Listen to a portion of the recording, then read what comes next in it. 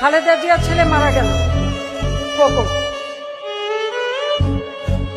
শত হলেও একটা মা সেটা মনে করে এই এত কিছু করার পরেও আমার তরফ থেকে তাদের সঙ্গে যোগাযোগ করা হয়েছে, সময় নির্দিষ্ট করা হয়েছে, আমি গেছি।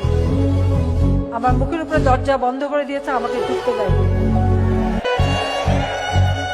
কত বড় অপমান! খালি মনে হলো যে তুমি খালেদা জিয়াউর রহমানের সাথে অন্তত 2 মাস 1 মাস পর পরই আমাদের বাসায় যেয়ে বসে থাকতা, চেয়ার পেতেও বসতা না, ওই লবিতে মোড়া ছিল, মোড়া পেতে বসতা। আর এখন আমাকে ঢুকতে দেবে না, আমার গাড়ি থামার সাথে সাথে গেট বন্ধ, আমাকে ঢুকতে দিল না। জীবনে কখনো এইরকম ইনসাল্ট করবে?